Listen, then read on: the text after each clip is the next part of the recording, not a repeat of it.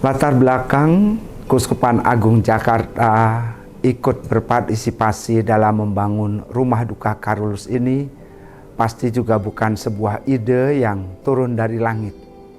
Tetapi bagaimana kita memperhatikan adanya demand dan bagaimana Keuskupan Agung Jakarta mau menyediakan sarana itu.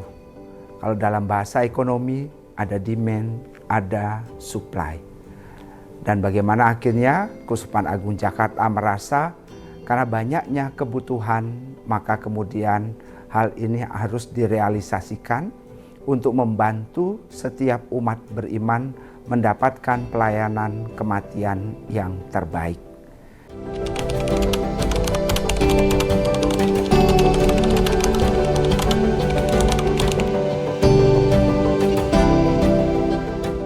Saudara-saudari yang terkasih, banyaknya umat beriman memilih pelayanan kematian di Rumah Duka Carolus. Ini pasti disebabkan oleh satu hal, yaitu bagaimana orang hendak dilayani secara utuh dan penuh. Kalau bahasa marketing sekali lagi, one stop service. Maka bukan hanya bagaimana Carolus menyediakan kebutuhan itu pada saat seseorang perlu, yaitu mendapatkan ruang semayam, dan bagaimana kemudian mendapatkan pelayanan pada saat kematian, tetapi Rumah Duka Carolus memikirkan jauh lebih daripada itu. Bahwa ada pelayanan sarana dan prasarana, tetapi juga yang kedua ada pelayanan hati. Dan pelayanan hati itu lebih kepada bagaimana seseorang dibantu untuk memahami secara pastoral. Dan yang lebih dari itu, relasi yang sudah terjalin walaupun ada peristiwa kematian, tetapi kita diajarkan untuk memahami bukan akhir dari segalanya, tapi semuanya itu harus terus berlanjut.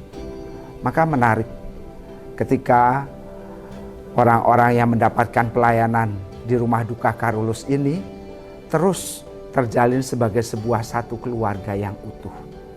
Ketika ada perayaan-perayaan di tempat ini, mereka diundang. Ketika ada perayaan-perayaan khusus untuk saudara-saudari kita yang sudah dipanggil Tuhan, mereka juga diundang kembali. Dan bahkan relasi itu tidak akan pernah berakhir. Nah, maka inilah yang kemungkinan menjadi dasar kenapa orang memilih pelayanan kematian di Rumah Duka Carolus.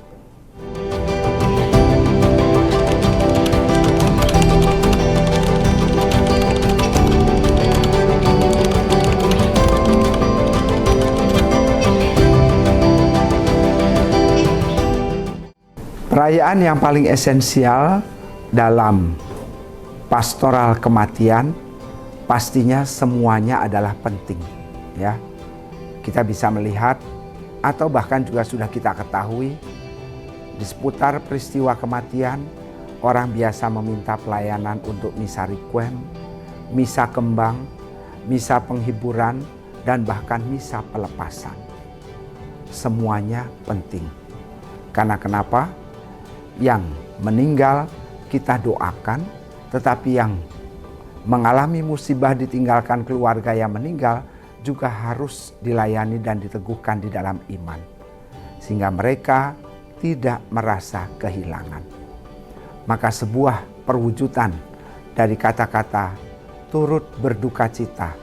Kita memang dalam hal perasaan, hati mengalami sedih karena kehilangan atau ditinggal. Tapi cita dengan perayaan Ekaristi kita mengalami sebuah kebangkitan yang baru.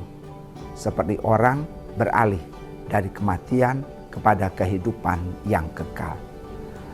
Tetapi kita juga harus mengetahui, minimal paling tidak saudara-saudari kita yang meninggal dan keluarga yang perlu diteguhkan harus mendapatkan satu pelayanan Ekaristi, yaitu misa requiem, yang juga bisa disebut misa pemberkatan.